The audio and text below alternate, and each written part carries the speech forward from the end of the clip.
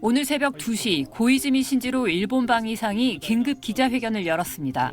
어제 오후 중국 항공모함 야오닝함에서 이륙한 제-25 함재기가 오키나와 남동쪽 공해상공에서 일본 자위대 F-15 전투기를 향해 레이더를 조사, 즉 겨냥에 비췄다며 중국의 강력한 항의와 함께 재발 방지를 요구했습니다. このような行動は航空機の安全な飛行に必要な範囲を超える危険な行為であり、中国側には強く抗議し 전투기의 레이더 조사는 공격 목표를 정하거나 주변 수색에 사용됩니다. 일본 방위성 발표에 따르면 레이더 조사는 오후 4시 32분부터 3분간, 오후 6시 37분부터 31분간 간헐적으로 있었습니다. 일본이 중국군 전투기의 레이더 조사를 문제 삼으며 공개한 건 이번이 처음입니다. 중국은 일본이 정상적인 훈련을 방해했다며 반발했습니다. 어제 랴오닝함은 오키나와 섬과 미야코지마 사이를 통과해 태평양에서 함재 전투기를 발착하는 훈련을 벌였고 자위대 전투기는 중국 전투기의 영공 접근에 대비해 긴급 발진했는데 중국 전투기의 영공 침범은 없었습니다. 중국은 해군 대변인 SNS를 통해 사전에 발표한 훈련 해공역에서 훈련 도중 일본 자위대 비행기가 여러 차례 근접해 소란을 일으키며 훈련과 비행 안전에 심각하게 위협을 미쳤다고 밝혔습니다. 일본 발표는 완전히 사실에 부합하지 않는다면서 중상 비방을 중단하고 일본군이 이런 행동을 엄격히 통제해야 한다고 비난했습니다.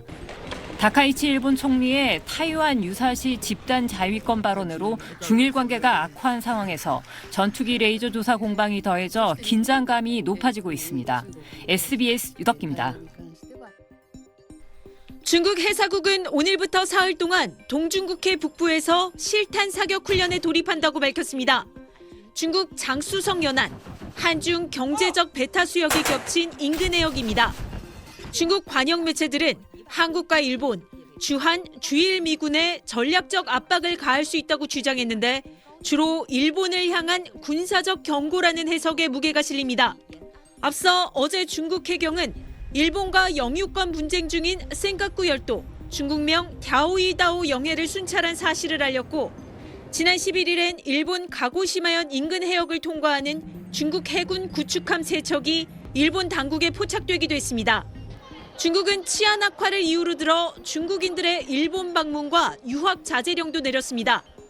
일본 경제에 타격을 줄 수 있는 사실상의 실력 행사에 들어간 겁니다. 관영 매체들은 다카이치 총리 발언이 내정 간섭이며 주제에 넘었다면서 중국의 마지노선에 도전하면 정면 공격에 직면할 거라고 연일 거친 표현을 쏟아내고 있습니다. 광둥성에서 열린 전국체전에선 항일 전쟁을 배경으로 일본군을 괴멸시키는 내용의 사자춤 공연이 동메달을 차지하며 큰 반향을 일으키는 등 일본에 대한 국민 감정도 심상치 않습니다. 이런 가운데 일본 외무성 국장이 중국을 방문해 내일 중국 외교부 부장을 만납니다.